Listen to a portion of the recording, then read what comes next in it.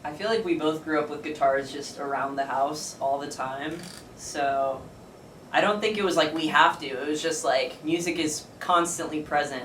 Also, our parents made us go to music lessons. Yeah. Not like we were being forced to, but they were like, you're gonna go to piano lessons, and you're gonna go to this other lesson. You have to have a personality somehow. That's a good.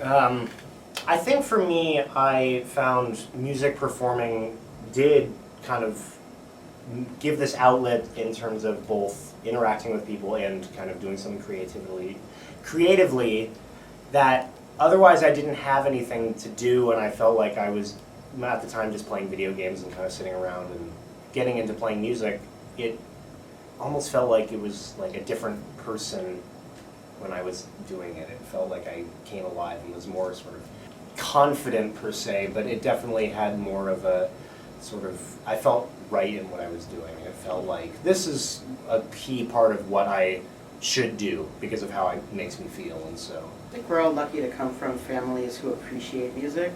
Like, even though, like you say, your parents aren't necessarily musical, they are lovers of music. Yeah. Also, a fun fact real quick about our dad is he's like always been in bands just like while we were growing up, and like the first band we ever had together was like the kids of like his band members who just like came to our house because like their parents came to practice, and we were like, we should find something to do with these strange children. Yeah. But like, do you want to do it? Or do you not want to do that? I will probably do it. Okay. Gotta do the victory lap. Yeah.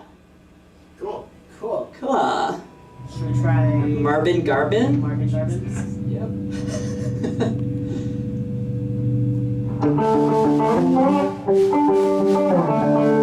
Who was the first artist or the first song that you heard where you're like, that's what I need to do, whatever that person's doing? I feel like I was just like born listening to American Idiot. Same. I feel like in 2004, every other song on Live 105 was Wake Me Up When September Ends. To the point where like you hear the first chord, like the first notes, and we'd be driving with our mom, and our mom would just be like, turn that off! I hate that song! She was so sick of it. And I was like, oh, I kind of like this song. And then from there, I was like, oh, I kind of like this band. Oh no, my mom hates this band right now. Now she tolerates Green Day, but Wait, wasn't that the first thing you learned on guitar? Was Yeah, Wake Me Up When September Ends. Yeah. I have like a vague memory of you being like, look at this thing I just learned how to play. There's two answers. There's a folk album from the mid '60s. It's a bunch of people doing like folk songs about like Western outlaws, and I don't know why that stuck with me, but I listened to that like religiously every day, this album, and it's just kind of hokey, like, you know, bluegrass folk kind of thing. But there was something of like, there's this one song that they intentionally play and have this like sound clip of like they talk to a bartender and put the drink down and then start playing, and it's recorded in just one room. And I thought, oh, that's kind of cool. Not only the song's really fun, but you have this kind of camaraderie in the recording in a way that you're hearing people interacting with each other. And then I think Devo, when I heard that, was like, oh, I need to play bass. I feel this isn't a song, but I feel like for a while there were like a few bands that I felt like I related to because they had siblings in the band. Like, we both were really into My Chemical Romance, and I was like, oh my god, they're siblings and they're famous and they play music together. It's us, except without the famous part. And also, it maybe embarrassingly enough, like I really related to the Naked Brothers band because it was like the drummer and the guitarist were the siblings. and they were the same age difference. Yeah, they were the same age Yeah. difference. Remember that article that compared us to that band? I don't remember that, but I it sounds do true. a DIY review like blog on Blogspot for our like second ever recording. Said that we sounded like Naked Brothers band but with an edge, and that was true. We interrupt this broadcast. Oh my god, that's so funny. Yeah. Well, Naked Brothers band, I feel like did inspire me because they were also kids, and like we were kids when we started playing music together, and I was like, look at these goofy children, but like they're like kind of like making it. Like we could be the goofy children making it. And they had that song, Crazy Car. I remember at the first practices going over and you had a playlist of like Big Time Rush. Oh god. Yeah. Oh, that's not why I play music though. That was just, I was in a moment. I was in a big time rush. I was in a big time moment. But that, I'll say My Chemical Romance and Naked Brothers band were the bands that told me, this is what I gotta do. Exactly what those bands are doing is what we're gonna do. We're allowed to make music together as siblings because of My Chemical Romance and Naked Brothers band. Yeah. No other band. No other bands have siblings in them. It's just those two and us. So. Yep. I think Did that's we mention incorrect. we're called Sarcasm? And it's not sarchasm, it's a chasm of sar. Just to be clear.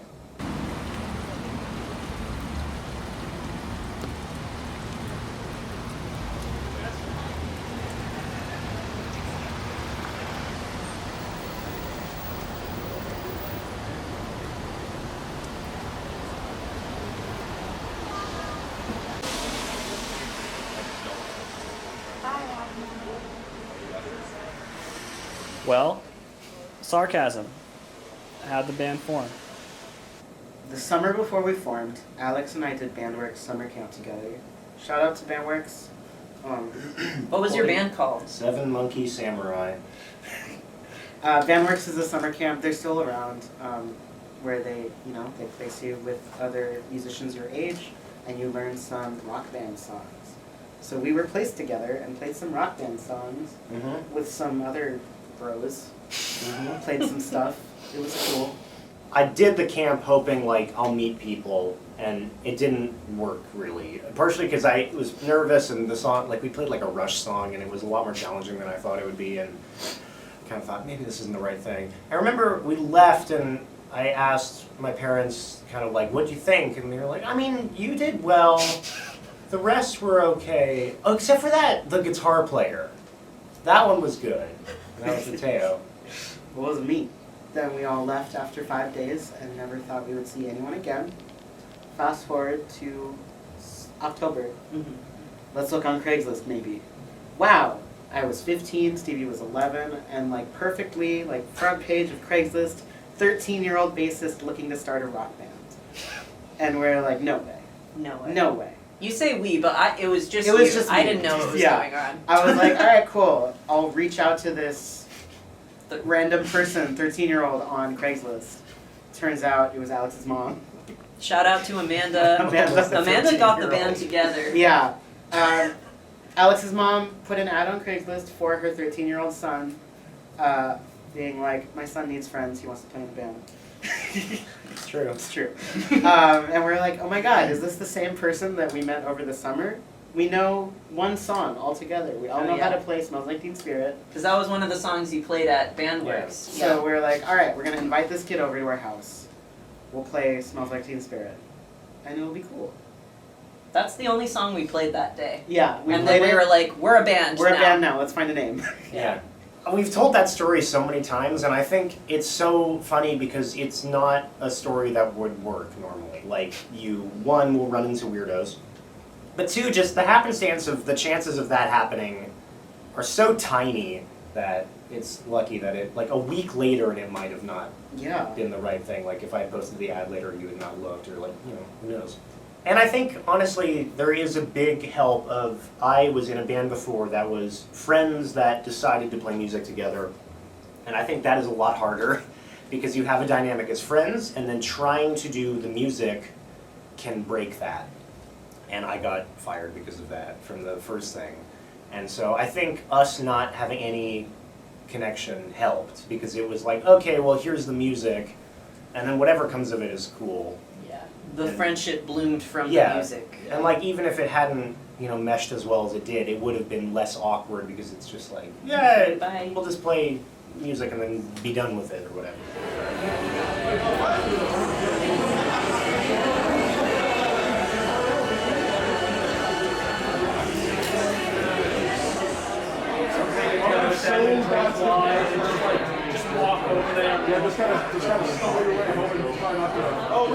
So here's my question for you.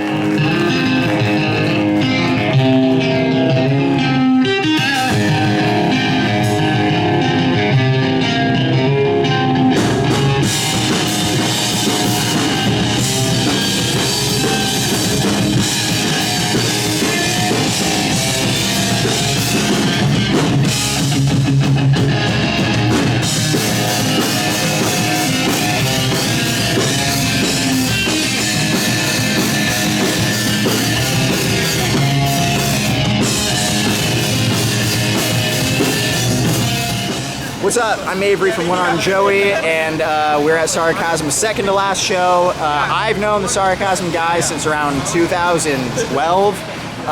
Both when our bands were kind of first starting, and they've been killing it ever since. They really created a beautiful, thriving scene here at Gilman, the East Bay, and just Bay Area in general. And super appreciative to be here, and this is awesome. So Sarcasm, you guys rule.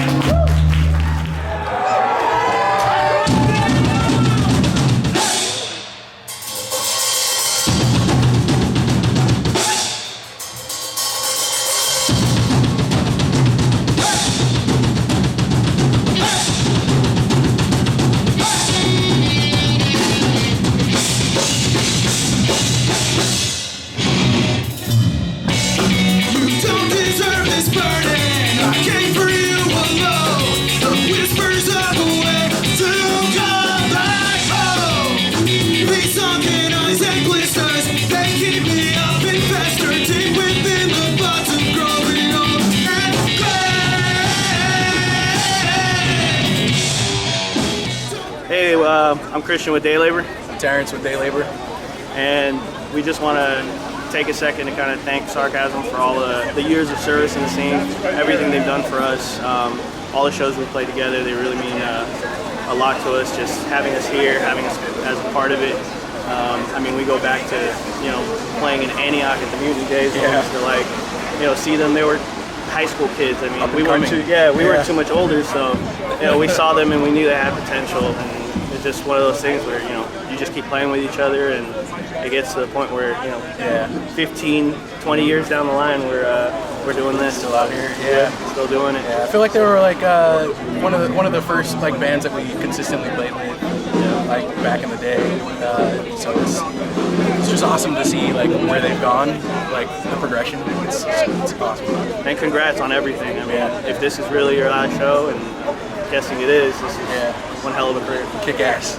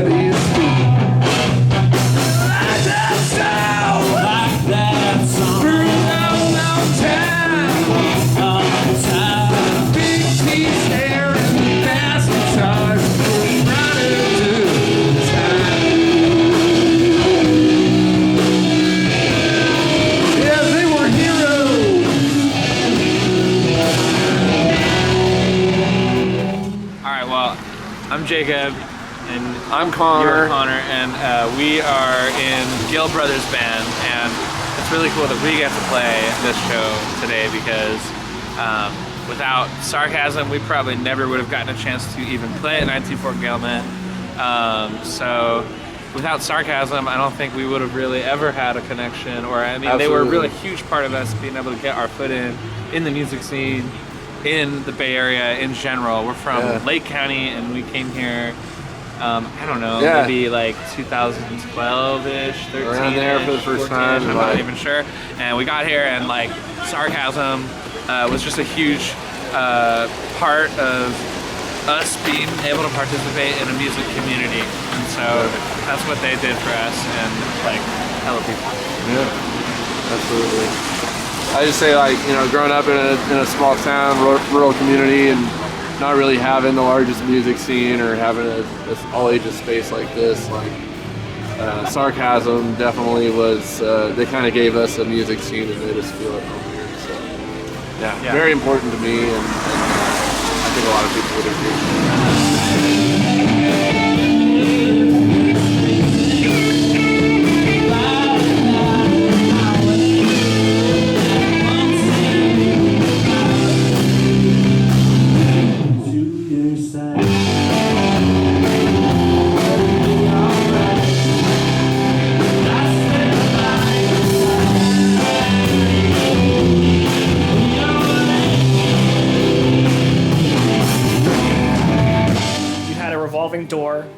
second guitar players throughout the years.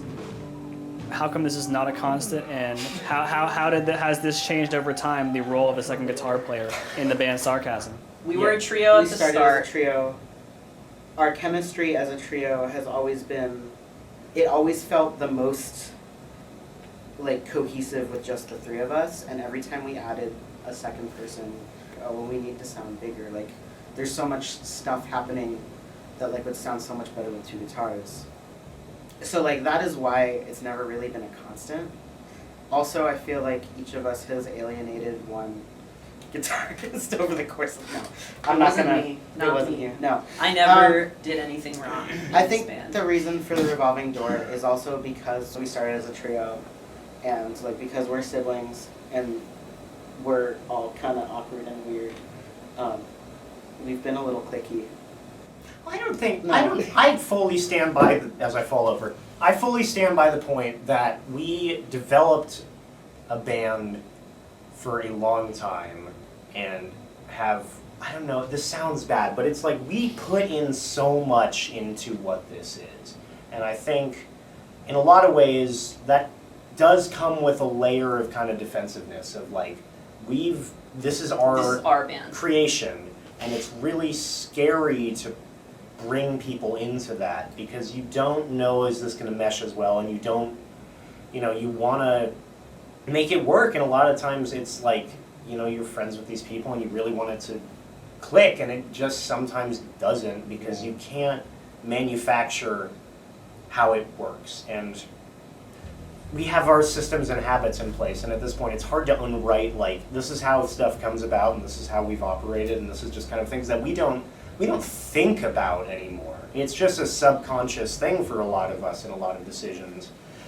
And in a lot of ways, suddenly having another voice, it kind of brings this thing of like, oh, I've never even considered doing that differently. Mm-hmm. And it just can be kind of weird to work around. I feel Except like with Amy. Yeah. Shut up. In the past, we were sort of more just like you're in the band and like whatever, and then I think realized at certain points that like we did want to have more of a say. I think a big part of that too is, we also don't, and this has come up a couple times, we don't want to stifle anyone else's creativity either. And in some ways, the ending kind of decision is also we operate this way and we can't undo that, and we don't want someone who wants to be in a band and have a lot of creative input in it to feel stifled. Like some of it has come out of like both of them said like not having the language or like not having the tools to like communicate our expectations when bringing someone in, and it feels like kind of shitty to say that. And also, it has always been a learning experience. Like Yeah. every second guitarist that we've had, when they've left, we've been like, oh, we should have done that differently. Yeah. And We've learned. I think we've learned from everyone. Experience. Yeah.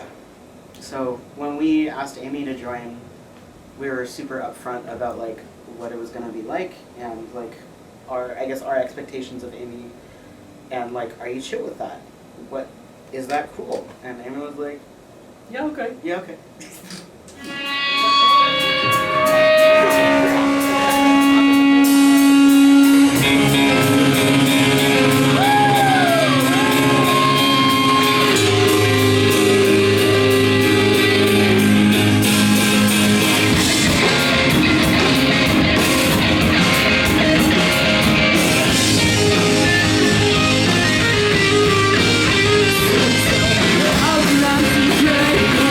I've never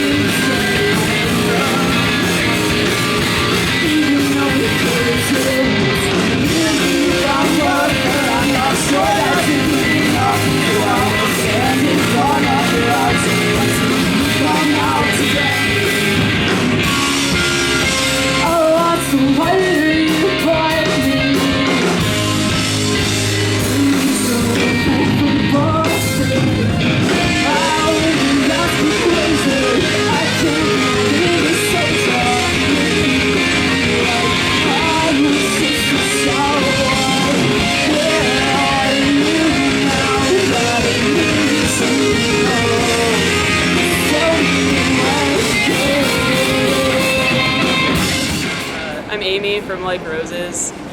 Sarcasm was the first, or one of the first bands that I ever saw at Gilman. The first show I went to at Gilman when I moved out here, Sarcasm played, and I remember seeing them and thinking that they were so good for how young they were, even though they're like mostly my age. But I thought they were really good, and then I think as I got deeper into the music scene, they kind of became one of the first bands to reach out to us.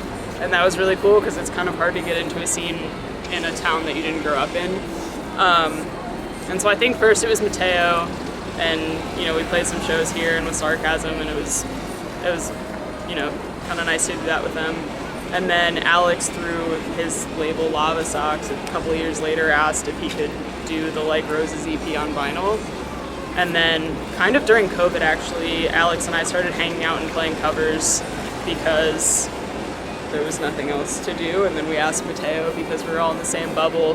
And we all started playing music together, and then kind of out of that came me talking about how I wanted to tour more. And they were like, well, hey, we need another guitarist. And then from there, I've been playing shows with them as well the last 2 years, and it's been amazing. Like, they're such just good people, and they have such good chemistry with each other, and I think that's kind of why it worked out well for me, because like, I wanted no part of interrupting the chemistry. I was just like, I already love the songs you have, I just want to play guitar, and I don't know, they're good people, and it's been nice to get close with them over the last 2 years, so I'm sad that they're not going to be a band anymore, but wouldn't trade it.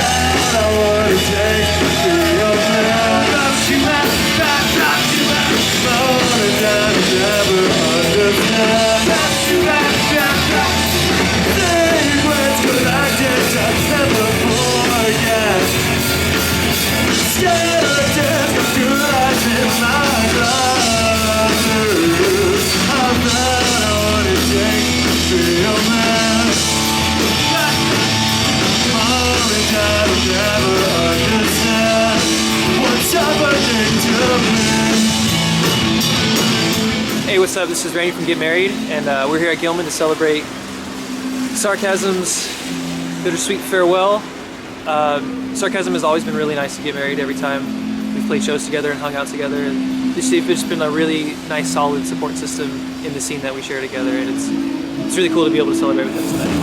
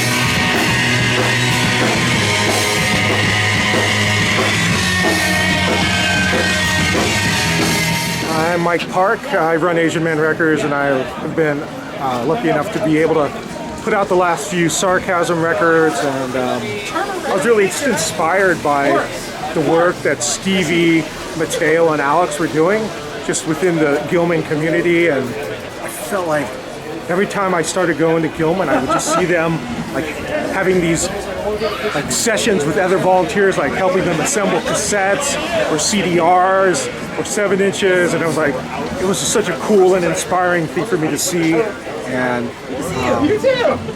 even as an old guy, it's still nice to be inspired by young people, and that's what Sarcasm has done for me.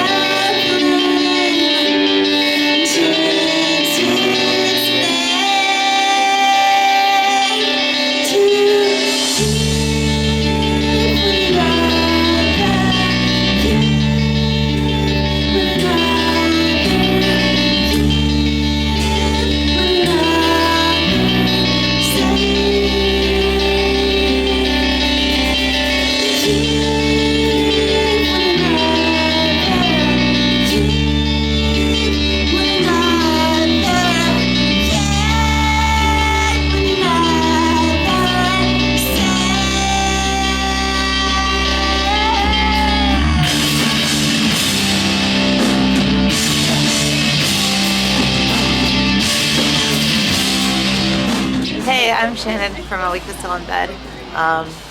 And yeah, Sarcasm is, I mean, I'm kind of on the spot, but I mean, Sarcasm has just been my friends for such a long time. And I used to live in San Jose, and being in the San Jose scene, you know, it's kind of disconnected from the other scenes in the Bay Area.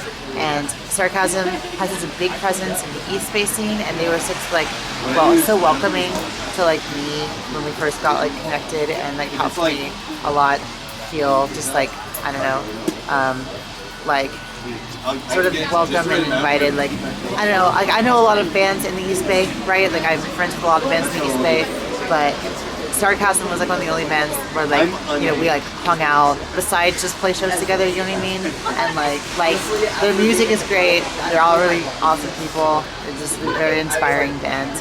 And the fact that they care so much about like the community, and they did so much for like the DIY community in the East Bay. I don't know, I love them, they're great.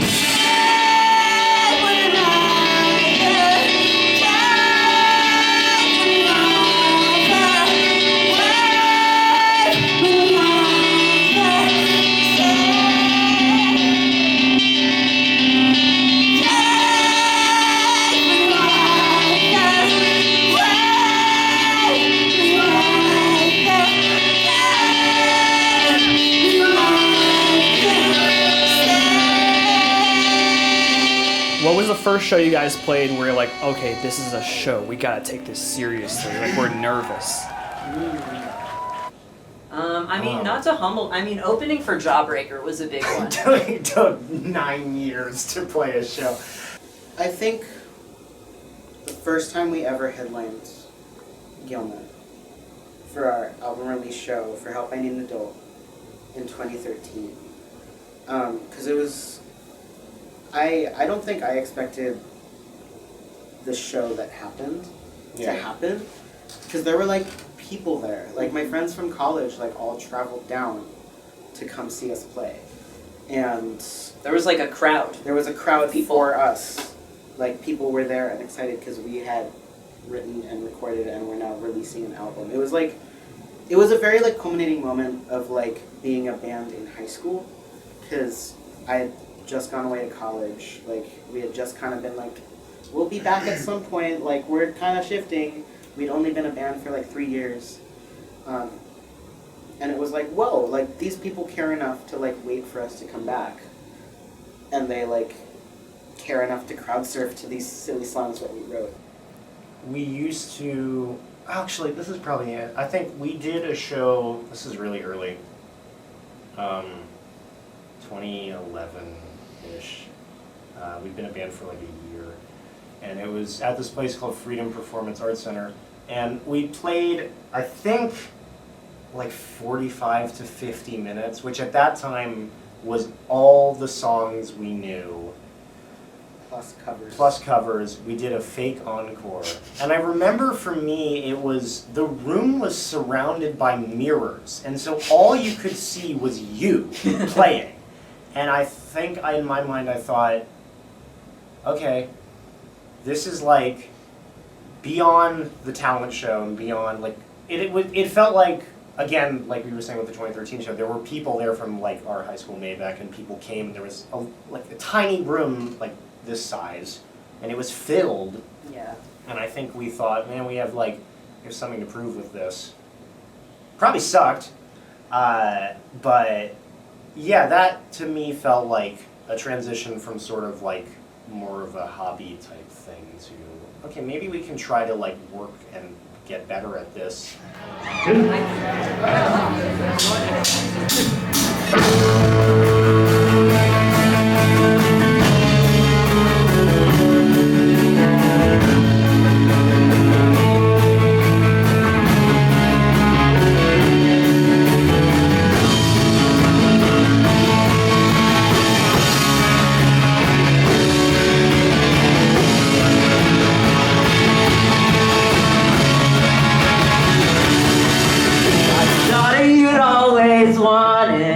Am I the son you never had?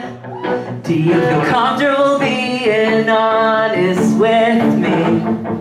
Nah! Am I the only one that you're hearing? Has no one else heard what I have? Is anybody else interested in healing?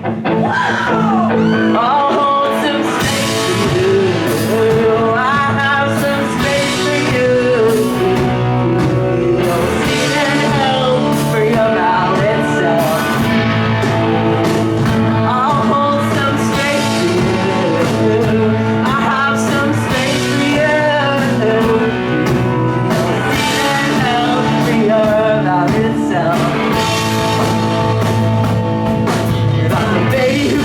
So quiet, the muscle maintenance it gets. Just didn't wanna be causing one more conflict. Did everything I could need to wreck the success you surely had. Was I your final hope or a future fate? Well, one more.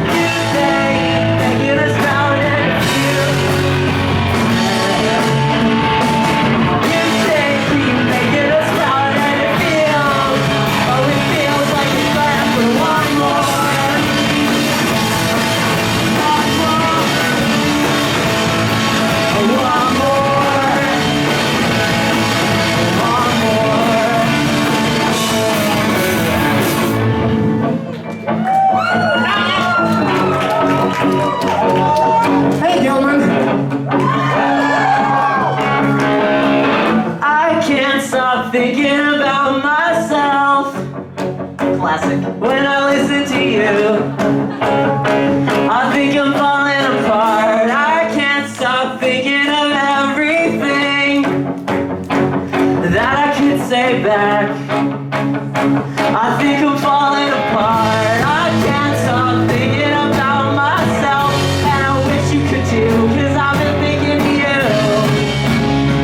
I think we're falling apart. I can't stop thinking of everything, every single thing else. I can't help taking to heart.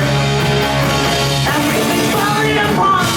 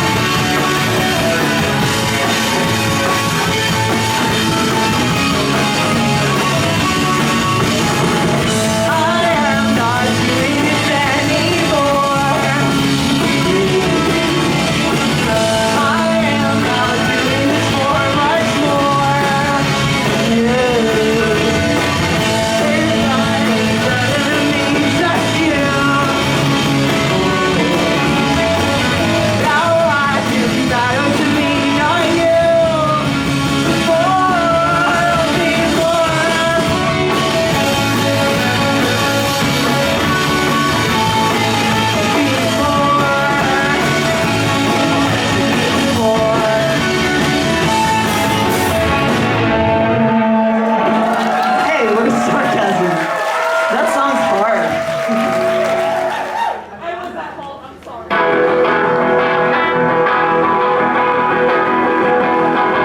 Say goodbye to you in the rain, to your reflection in a puddle of mud.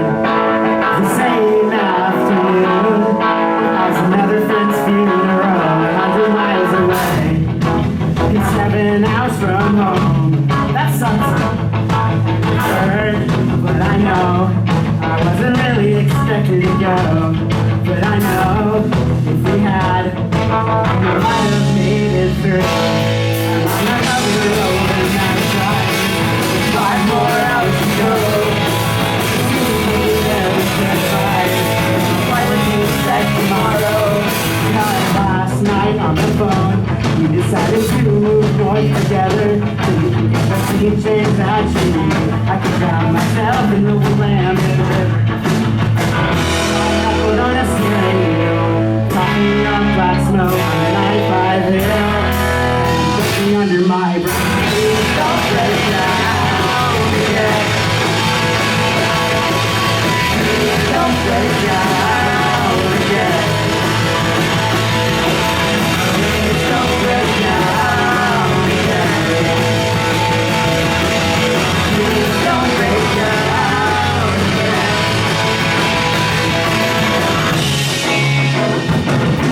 Let's stop me 2 songs on them. He's rocking your garage alone.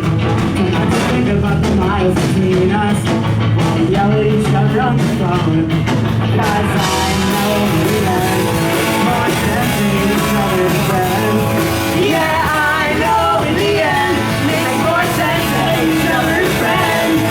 Oh, engine stuttering under my feet, driving and coming apart to where they lead.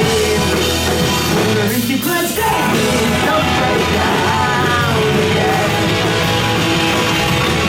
Please don't break down yet. Please don't break down yet.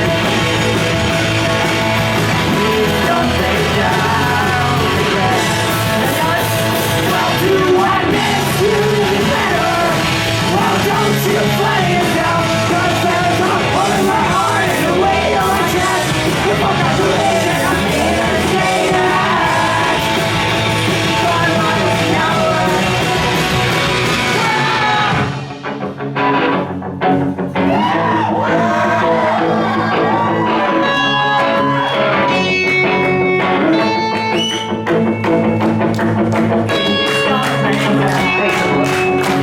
Don't play, feel better than to play together. There's don't play, feel better than to play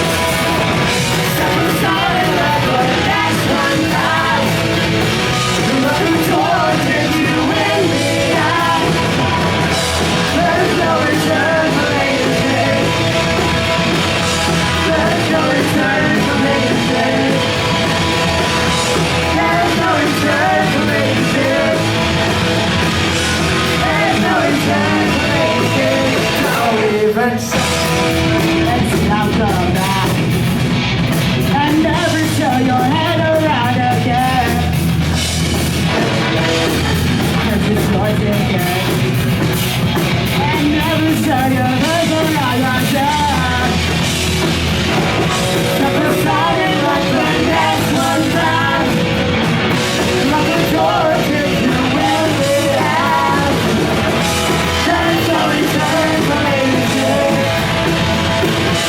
There's no return for anything. There's no return for anything. There's no return for anything. Don't even try.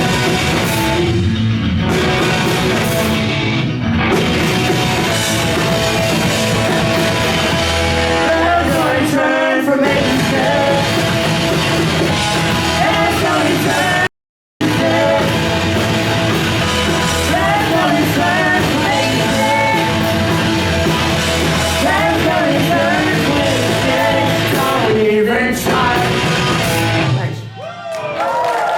Have there been times when Sarcasm felt like work in that regard, where it becomes its own thing that kind of stems off past the just messing around part, losing track of like the original roots of it, or was that never a case? I think like there was a 3 or 4 year period when Mateo, Stevie, and I at various points weren't living in state For college for reasons. college stuff, and I think that was really tough because we would play a show in the winter and then do like a mini tour in the summer maybe or something like that, but you didn't progress at all. It was just we're playing the same thing and then we'll come back and we'll do it again and just the same thing. And so I think from 2013 to like 2017, Yeah, it was like 5 years.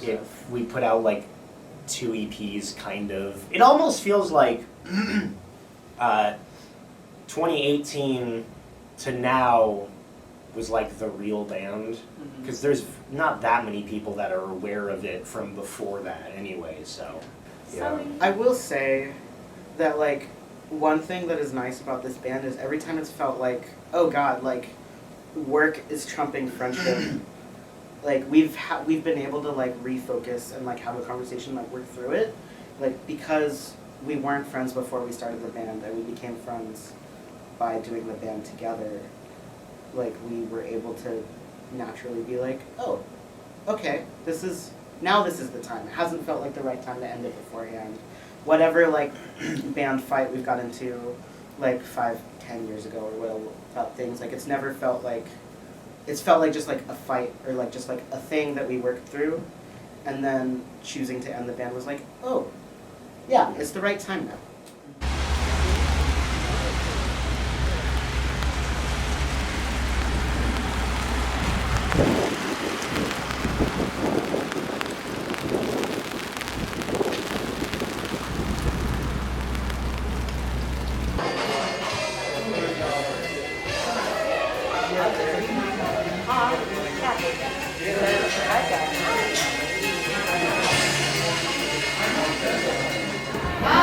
Hi, we're Polka Dot. Happy New Year. We're gonna play some songs. Right.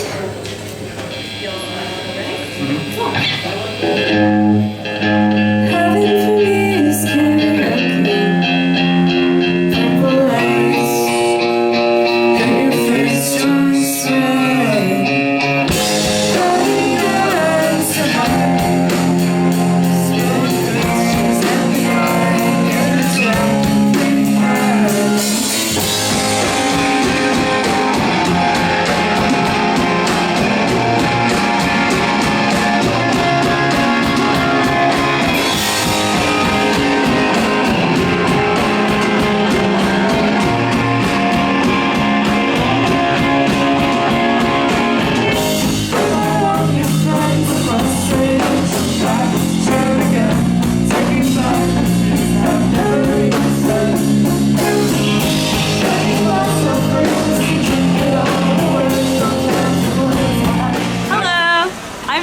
From Polka Dot. I'm very sad about Sarcasm breaking up, but you know, it's fine. I will cherish my memories with them forever. There we go.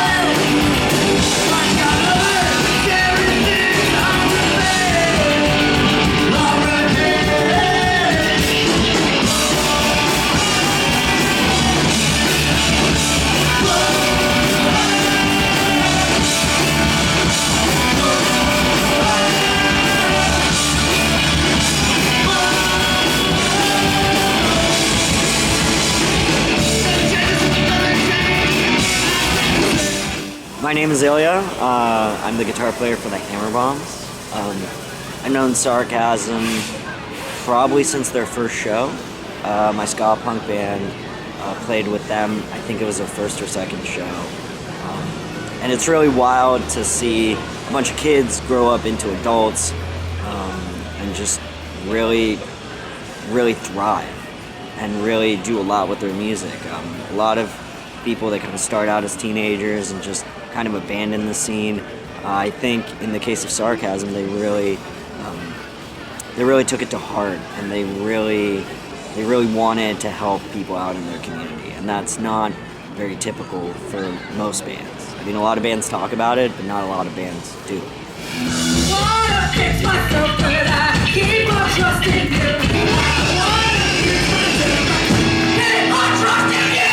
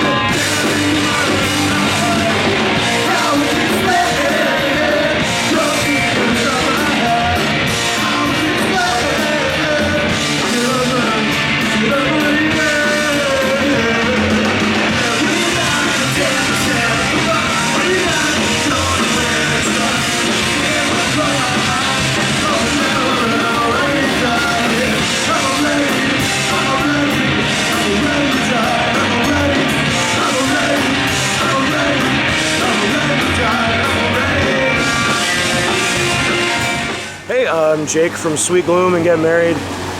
Sarcasm is one of the most important bands to me in the world. They're all very good friends. I've been playing shows with them for years and years now. They host every band that comes through the East Bay. They've played all over. Sweet Gloom did a tour with them earlier this year. The world is going to be worse off without them around. I love them very much. I know they're all going to go on to do incredible new things. Sarcasm, forever.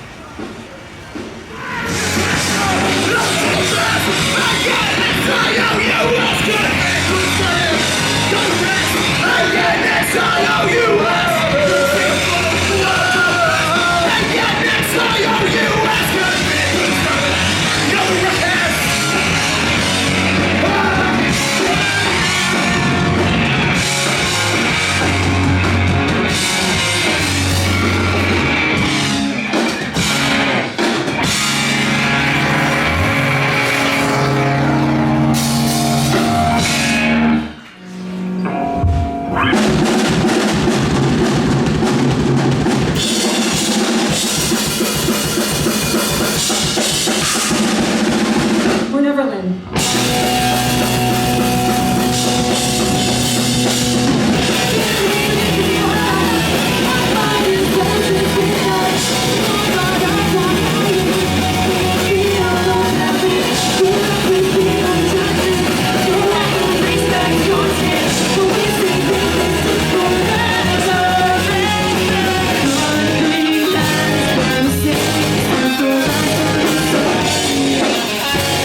Stay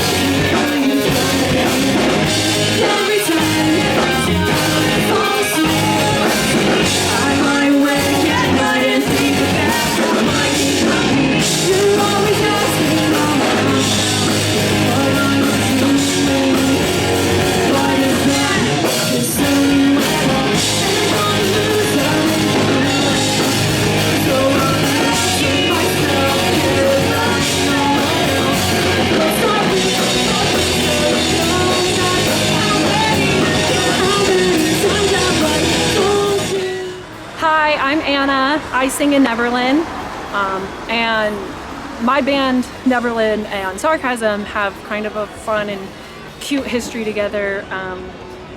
Sarcasm, Mateo specifically, reached out to us to start playing shows at Gilman when we were these young, queer teenage girls that didn't have a lot of know-how, didn't have a lot of direction. We were from Livermore, California, trying to start a punk band. Like, we had no idea what we were doing, and Sarcasm really brought us into their community, and just the amount of space that they have carved out for specifically queer artists in the Bay Area is like, it's a ripple. Like, it can't even, I don't think, be comprehended.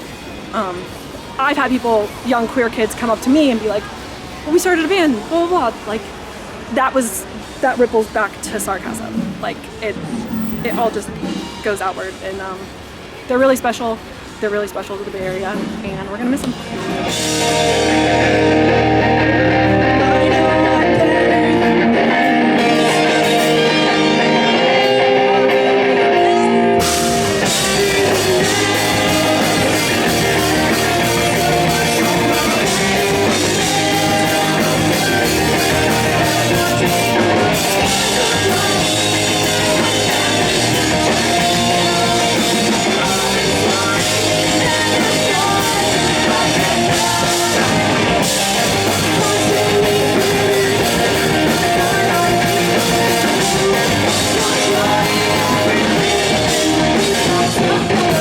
What's the importance of 924 Gilman to you as a staple of the Bay Area scene, but also where you guys have cut your teeth for so many years and where you're playing these last two shows?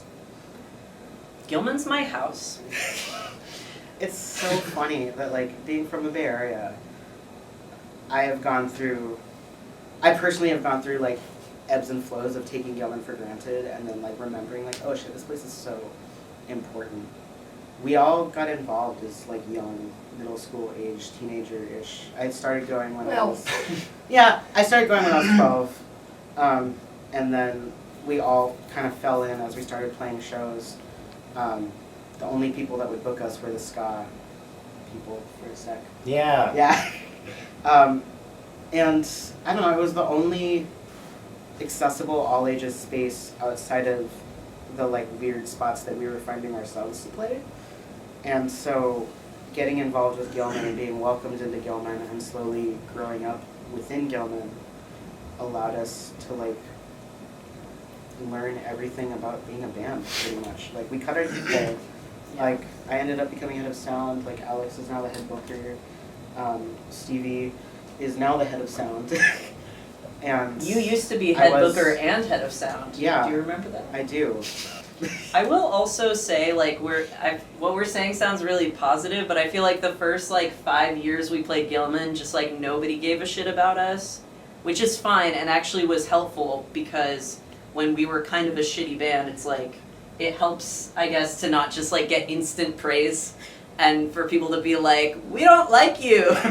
There were many times that people did not really care about us at Gilman, but, like, it helped us get better because we were like, oh, maybe we should practice more. And then at some point, I guess some people started to care and didn't hate us anymore, so that was cool. I do think that this band would not exist in the way that it did without Gilman. Yeah. For sure. Yeah. Gilman, the space where we could play. Gilman, the space where we met other bands who, like, vibed with us. Gilman, the space where we, like, learned how to book tours and learned how to book shows elsewhere. Just through, like, all of the things that you learn when you're involved with the DIY space. Mm-hmm. How to run sound, how to book shows, how to talk to people in the scene. The thing that we've dealt with now more is, like, the last few years there's people, like, that don't live here and, like, that, you know... People actually like our music It now felt who like- aren't just our friends. Yeah, we had people that would come for stuff, but I didn't feel like we were doing anything different in a way. It felt like for the first few years it was like, this is who we're influenced by and this is what we're going to sound like. And then after a while, I think also as we all started to write more and collectively do things, that I think also added a layer of kind of uniqueness. Like, okay, we're not just not just another. Yeah. We're not teenage just Green Day pop punk band. Rancid. Yeah, and then Operation Ivy. then it felt like it started to be more of a thing. And I think just part of it is being consistent with Gilman. It shifted, and we kind of saw what was happening and found, you know, like you said, bands that meshed with us. I feel like Gilman's also just like a very like goofy space in a lot of ways. Like it's very welcoming to goofiness, and we're a very goofy band, and just goofy people. I feel like, and so I feel like we like felt that connection there. Everyone's just chill. Super punk. Yeah, we don't have to be super punk, and that was nice because we're not super punk. We're like, I guess, like a little bit punk, but like not that much. So. I think part of why we play Gilman so much is it's become so natural for it. Is it takes, you know, new venues you can be kind of weirded out, or there can be things that you're just not sure about, especially like on tour playing in different places. But like at Gilman, it's no matter what, it's like, oh, this is the same carpet, and the same, you know, no matter what, we've done this here. Yeah. And Know so what I we're gonna think get. Someone we know is probably going to be running sound and not the front. And Yeah. Alex's dad is probably running around taking pictures and stuff. Yeah.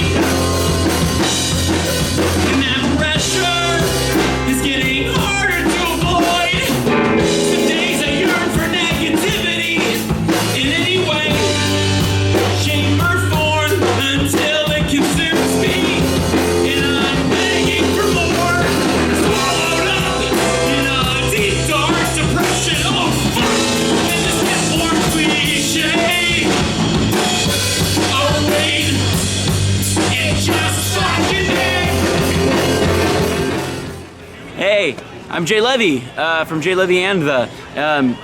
So happy to be here with Sarcasm. They are some of the most amazing people. Not only kind and create community and kindness with the folks from around them, create positivity and all that, but the music that they create hits people at so many different points in their lives, and I'm so thankful to be a part of it, in that their music has hit me and touched me at so many integral moments in my life when I needed it the most.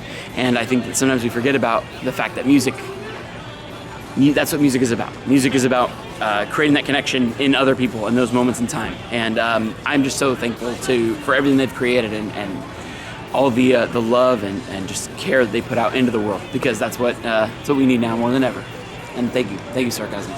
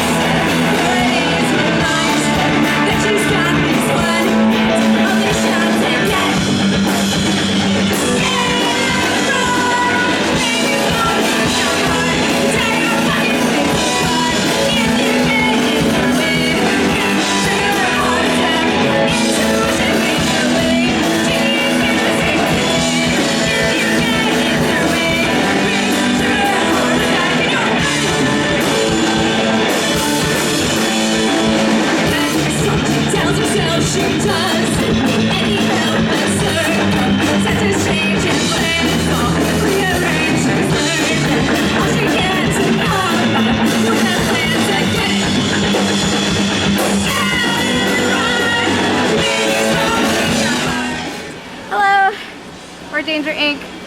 We are very sweaty.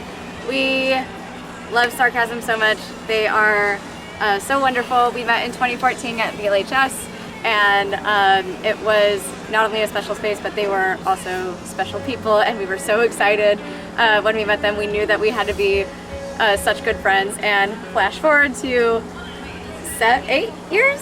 8 years later? 8 years. 8 years later, here we are still playing the final shows. Alex, Stevie, Mateo, I love you all so much. What you have done for me personally and for our band and for just music and this community is like the absolute greatest. And nobody can hold a candle to you guys and your commitment and your passion and your love. And I know that it's been a fucking wild ride, but nobody has done it as well as you guys, and I love you guys, and the scene is here because of you. We're here because of you, and you are so special, and we love you so, so, so much. I love you guys.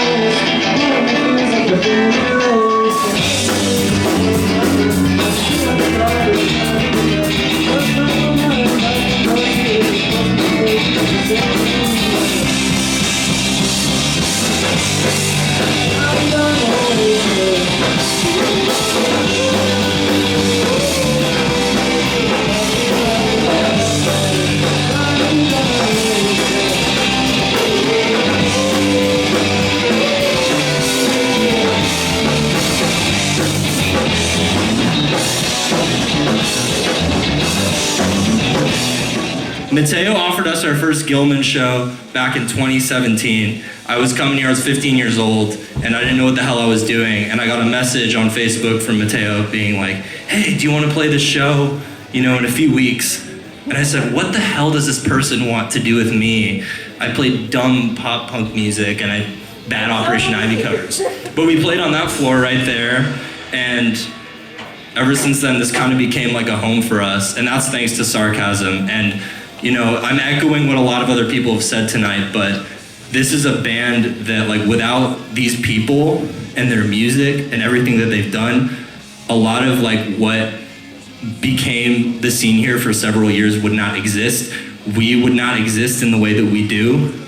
So thank you so much to Sarcasm for everything that you've done and will continue to do for years for the Bay Area. Yeah. I feel like that's enough said.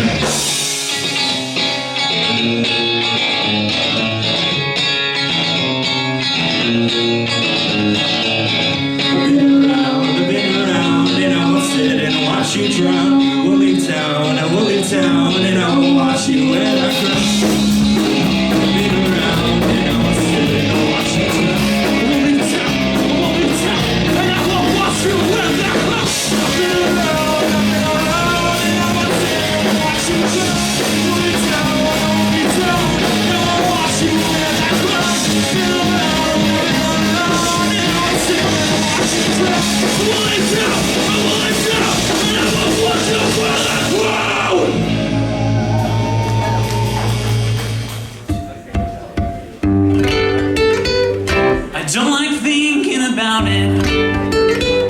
So I'm just gonna pretend there's nothing to do about it. I guess that I'm avoiding it. And maybe that is a good thing. I'll get a chance to relax. Don't you act almighty. It's not like you're a class act. It's easy to see through friends you don't talk to. So stay in on weekends, stick to your boyfriend.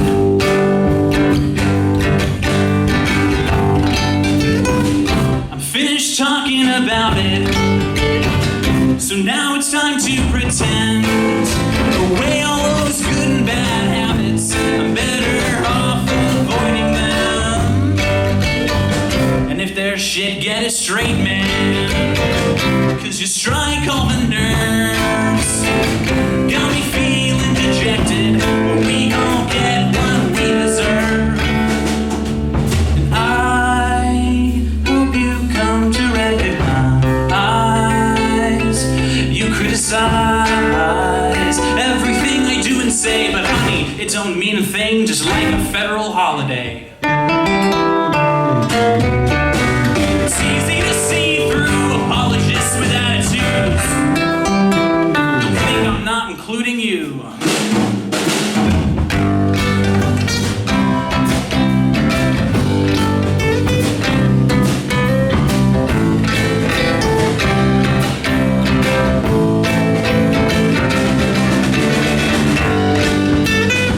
You got me singing about it.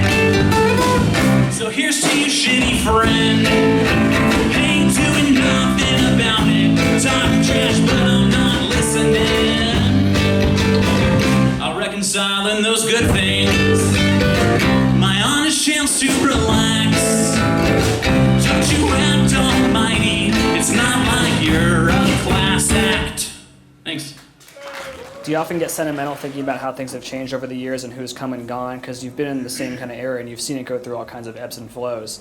Is it easy to reminisce and kind of yearn for older times, or do you kind of keep yourself locked into the present? I feel like I definitely feel nostalgia for like previous times and scenes. There's so many bands that we've ended up outliving, where we like used to look up to them, or we used to envy them for being so popular and then they broke up, or you know, bands that were like our friends who then broke up, and you know, and then there's like bands where we used to be friends and then like we had some beef and now we're not friends, and that's like, you know, I still sometimes listen to old bands EPs and get emotional. Both bands we're on good terms with and bands we're on bad terms with. I find myself, I was just listening to a podcast episode that Alex did about the history of sarcasm and remembering some venues that existed years and years ago all over the Bay. So many venues have closed. Opened and closed. Yeah. Some shout outs to venues, Love at First Slice in Newark, California, Submission, Honey Hive now I think is closed. Honey Hive's closed, Vamp is closed, Octopus Literary Salon in Oakland is gone.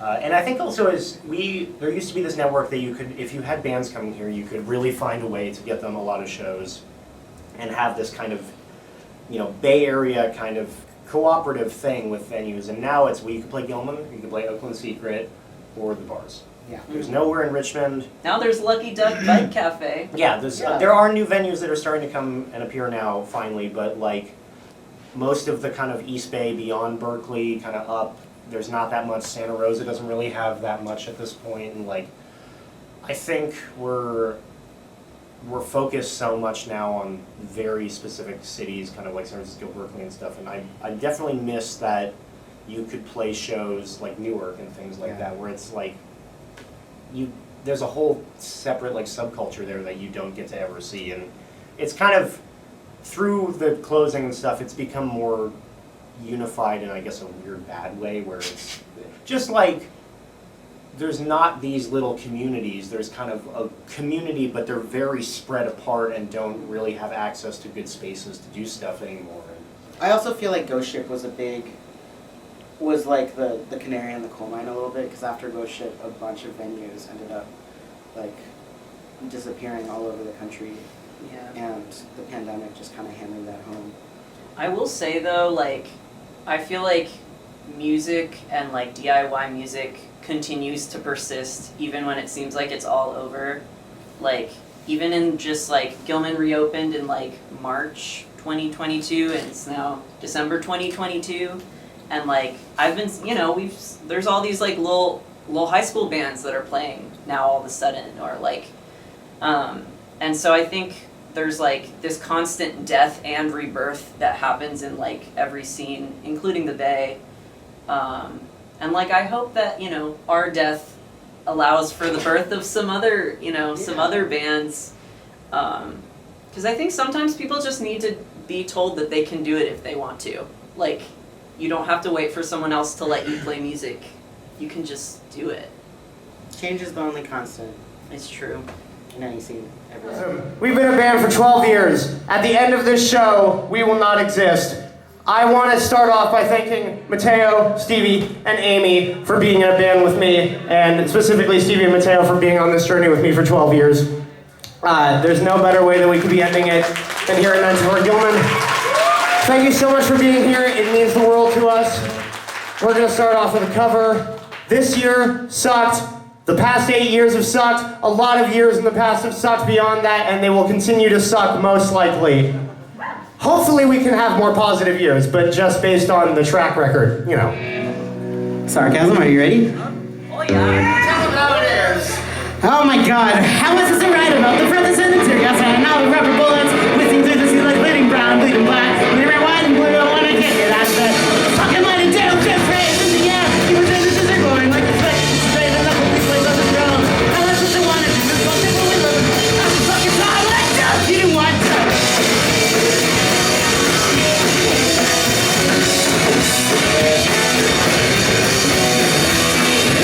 Everyone down, and another body hits the ground.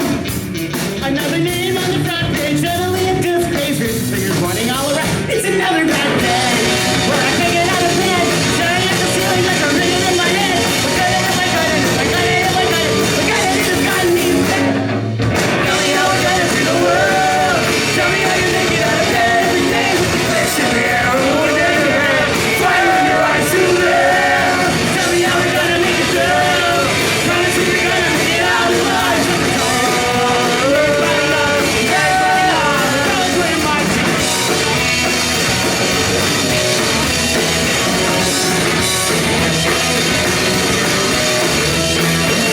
Another protest, another flyer. Let's organize and fight this fire. Another huge crowd marching through the night. Another group of white supremacists, and you gotta fight a drunken gun. They're all with their bottom wild, coming and shivering, and lifting up a mile. But then to the left, right left, ran like a coward. Tell me how you're gonna do the world. Tell me how you make it out of bed every day. We can put fire on the world. Fire in your eyes to live. Tell me how we're gonna make it through. Promise me we're gonna make it out alive. So I'm tired of all the world. Great by God, no dream marching.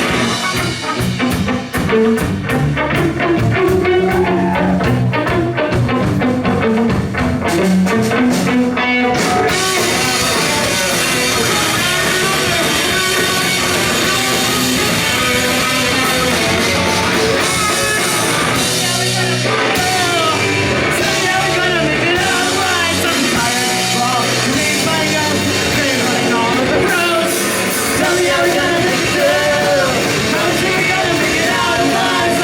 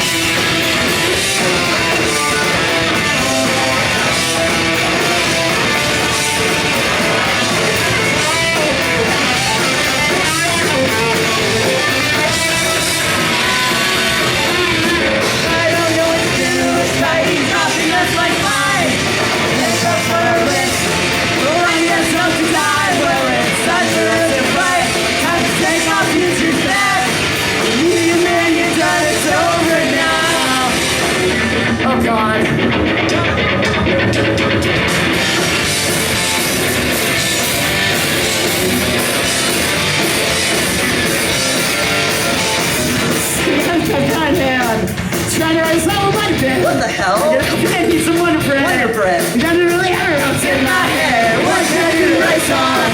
What can I do to write a song? Can I do to write a fucking song? What can I do to write a song? Silence and for inspiration. There's still no determination. Oh well. The Beatles write a song a day. Yeah. Let's get here right. Not cliche. What can I do to write a song? What can I do to write a song? What can I do to write a song? What can I do to write a fucking song? Alright, this part is a sing-along. Anybody got a water flow? It's really simple. Everybody's got a wonderful flow. Yours is fast and mine is slow. Everybody's got a wonderful flow. Everybody's got a wonderful flow. Yours is fast and mine is slow. Everybody's got a wonderful flow. Everybody's got a wonderful flow. Yours is fast and mine is slow. Everybody's got a wonderful flow.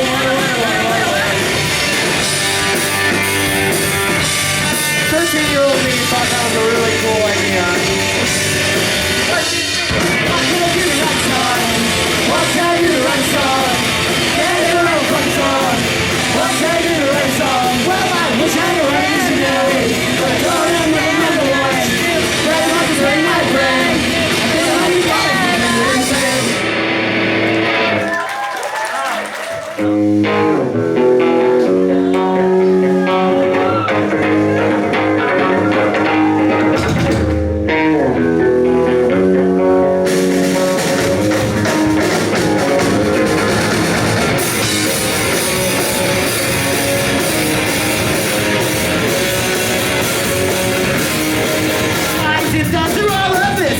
take the blame.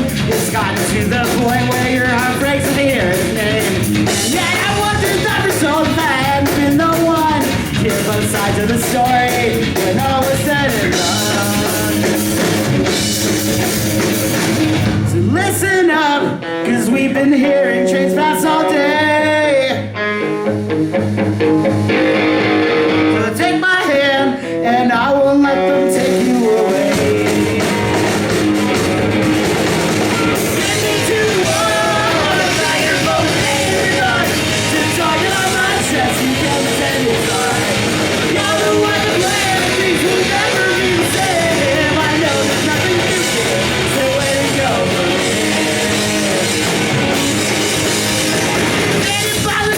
Wondering how it came to this. I was standing here not long ago, the end my only. Now I'm back in state again for reasons not quite clear. Watch the system break, I guess she needs me to be.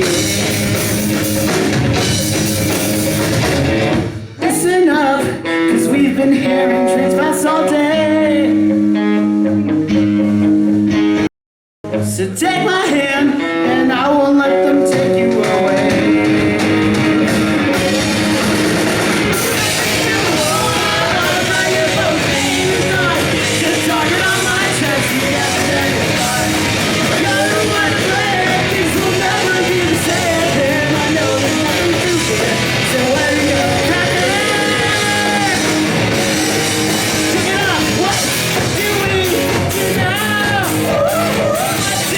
You know that it's over.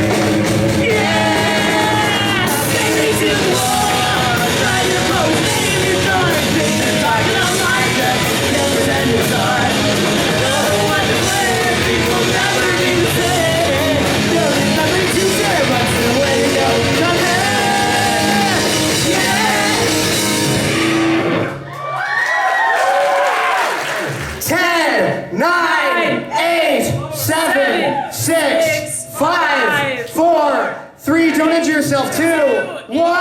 Happy New Year! It's not a screw cap tail. Can we get this man a bottle opener?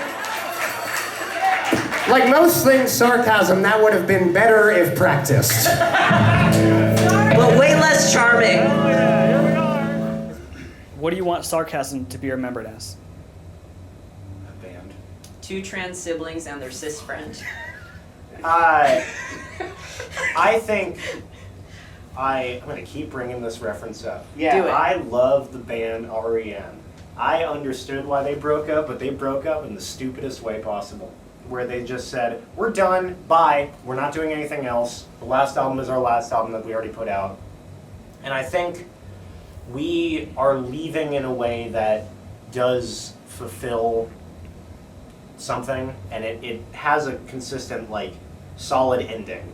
And I think that will be nice of people when they look back. The very last thing was they put out an album, they did 2 shows, and they were done. There was never any beef. There was never outward fighting. You know, it didn't end with kind of hatred, and it didn't end with just sort of weird silence and nothing.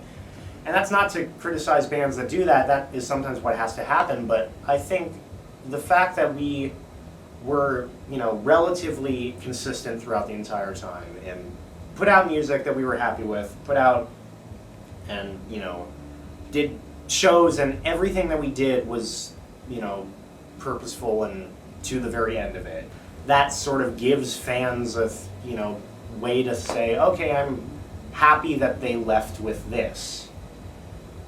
And then I think that just keeps it the most, like, you know, it gives a positive remembrance in a lot of ways. And, you know, especially, you know, for us, I wouldn't want to end it and have it be like, we didn't, you know, do the thing that we felt was the right thing, and we ended it in a way that didn't leave us happy with the decision. Because I don't want to regret how it ended. Being a band that really did all of our things on our own terms, kind of like in the, like, not what people wanted, not what people told us to do, just, even now, like. We did that. We did that. I would love for some of our legacy to be like the Gilman scene that we fostered for like 6-7 years. Mm-hmm. And like all of the bands that came out of that are now seeing really amazing success. Like I love that they're our friends. I love that we were able to be like, hey, like, you're starting a band, come play a show with us. Oh, you want to go on tour? Let's like do a couple dates together. Like, what do you need in order to like be a successful band? Because we've been doing this now, and like, I think that really is the legacy that I hope we leave. Is that like we were never cool. We were never like popular. We're all dweebs. Yeah. And we still like, we found each other. We started this band, and we were like, oh, we can just like do this and like make friends and build a community. Like, we didn't set out to build a community or anything at all. But then it just I didn't even know small bands existed. Yeah. I thought bands were created and then got signed to a record label and were huge. Yeah. I didn't know there was a DIY community. I didn't know that bands started in a basement. I thought if you can play the music, you're famous. Yeah. And no one else. There's only the famous people are the ones that actually play music. No one else does. And like, it blew my mind. So if someone else can think, oh, They were just I could do that. I could do that. Like, we were just seeing stories. Yeah, and I hope that there are more bands that start. If we've inspired like one person to pick up a guitar, that's awesome. If we haven't, that's also fine. Sarcasm, Bay Area punk, forever. Except it's ending very soon. See you at Riot Fest 2030. Bye, everybody. We're done. We're done.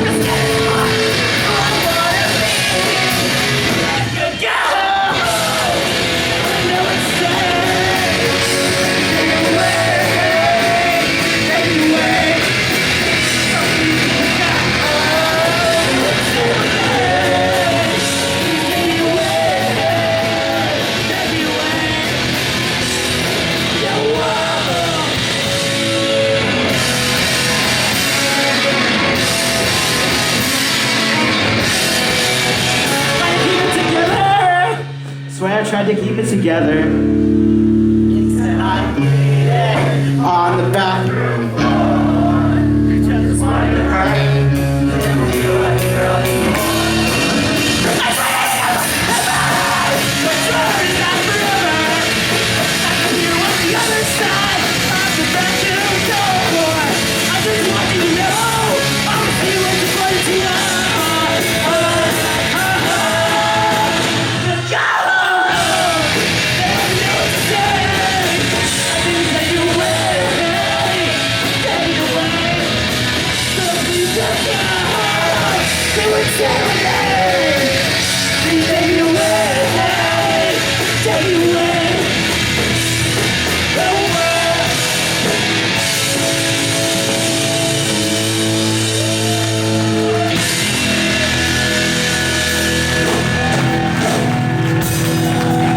We love you all so much. Get home safe. We'll see you at some point.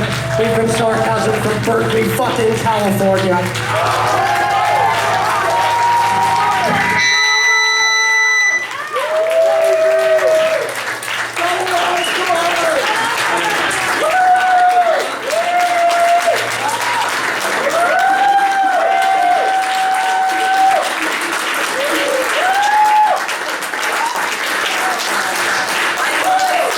Now please buy our merch.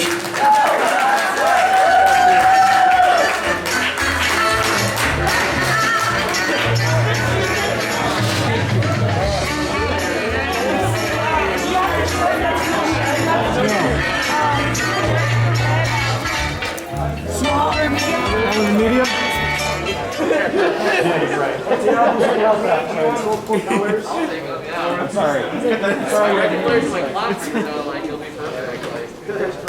Do you want this? You be safe, always.